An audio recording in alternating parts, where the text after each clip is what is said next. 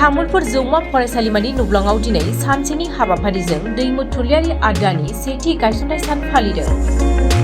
तामुलपुर हालामनि गागि थुनलाइ लिरगिरिफोरनि थुनलाइ सिबिनायखौ बांहोनो आरो गोदान इयुन लिरगिरिफोरखौ थुनलाइ बिथिङाव गोसो बांहोनो थाखाय 2022 इं मायथाइनि 10 नबेम्बराव तामुलपुर जिल्लानि बेन्दोंआव थानाय केकेलकुसि गामियाव जोनोम मोननाय थुनलाइयारि आयदाया 1 बोसोराव आगान होनायजों लोब्बा लाखिनानै दिनै गायसननाय सान फालिनाय जायो।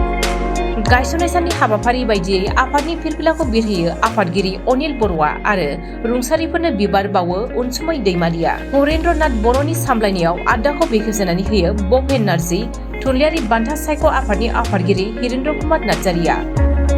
आयदानि गेजेरजों दैमु मुंनि गांसे खुगा लाइसिखौ बेखेवो तामुलपुर जिल्ला दुलाराय बर' फरायसा आफादनि आफादगिरि बानेश्वर नार्जारिया।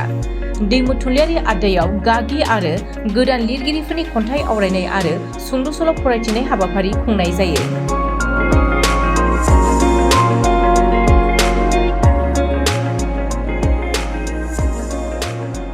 दिनै दैमु थुनलाइयारि आयदानि सेथि गायसनथाय सान थांनाय 2022 मायथाइनि 10 नबेम्बर खालाराव जोङो गायसनदोंमोन आरो बेयो फैयै दिनै सेथि बोसोराव आगान होबाय, माने सेथि बोसोर ग्रोब जाबाय।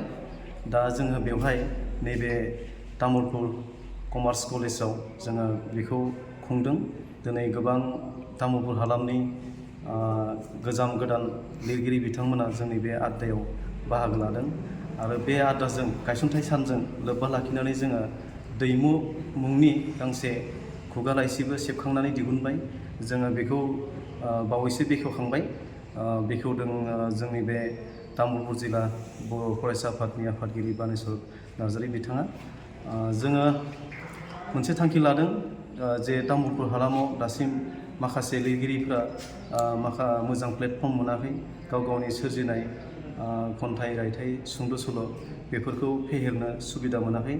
जोङो बे लेखायैनो माने फराय, सोरजि आरो फेहेर बेबायदि मोन्थोरजों जोङो गासै तामुलपुर हालामनि माखासे लिरगिरि बिथांमोनखौ थुलुंगा होनो आखायाव लादों।